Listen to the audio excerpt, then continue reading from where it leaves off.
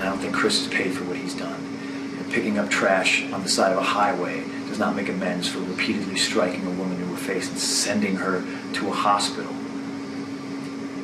So Chris wants to throw stones my way now, and I say, that's fine, but put some gloves on and get in the ring. And I will choke you out, and I will make you feel as weak and as powerless and scared and alone as any woman who has had the misfortune of knowing a sad, cowardly little boy such as yourself. Put some gloves on and get in the ring. Right now, a Showbiz exclusive with the man behind that video, WWE 7-time world champion CM Punk, joining me by phone from New York for a Showbiz Newsmaker interview. I appreciate you being here, Punk. I'm sorry I couldn't be there in person, but I suppose the phone's as good as we can get. You're a busy, busy man, but let me put this in perspective for everybody. This beef between you and Chris Brown really started when you tweeted kind of a random message to Chris on Monday, and here's what you said in that. I would like Chris Brown to fight somebody that can defend themselves. Me curb stomping that turd would be a WrestleMania moment. Well, that is absolutely right. Right away, Chris responded to you. Here's what he said. CM Punk needs more followers. He's such a leader, not to mention the roids he's on has made it utterly impossible for him to pleasure a woman, or a women, as it says here. Let's just start at the beginning. Why did you send that first tweet to him, Punk?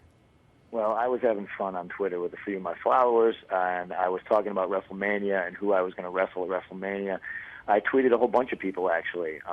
You know, for instance, I didn't say this specifically, but just as an example, I said, maybe I'll wrestle AJ Hammer at WrestleMania. And then somebody tweeted something about Chris Brown. And, man, I thought it was a good idea. I thought, yeah, he'd be fun to beat up at WrestleMania, just randomly. And, man, Chris, out of 8 million followers, Chris, for not knowing me, read my tweet and replied like 18 times. Yeah, well, obviously, and by the way, for the record, I'd take you on, man. But separate from that, you know, obviously this is something that Chris is very sensitive about. He's having a hard time getting past it. So this is why I think it was right there on his radar. But you didn't pull any punches, so to speak, in the video that you made. You really gave Chris a hard time over the probation that he served when he pleaded guilty to beating up Rihanna. That's what he got. He was ordered to work as a sanitation worker as part of that probation. Let's watch that video. If you want to pick up more trash on the side of the highway to make some amends, you should donate some more time. Maybe tell kids that exactly what you did isn't right. But I'm also a realist, and I know that none of these things will happen because Chris Brown isn't a man. Okay, so you don't think it'll actually happen, but really, in your heart of hearts, is this a serious challenge? Do you really want to fight the guy? Well, I mean, if he wants to accuse me of being on steroids and everything like that, I mean, apparently he has anger issues, you know. So to me, the best way to get those anger issues out is to actually fight somebody that can fight back, or fight somebody his own size, you know, or maybe fight a man. I don't know. I don't think he takes. I don't really think he takes the whole thing seriously.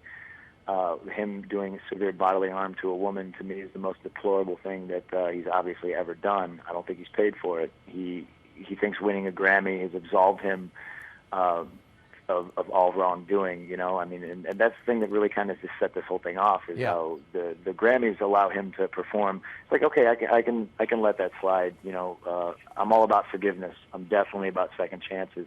I'm not saying everybody should be condemned based on a mistake. I just don't think it's a mistake. You know, a mistake is, you know, you borrow your friend's car and you get a parking ticket. This isn't a mistake, and I certainly don't think it was the first time he ever hit her.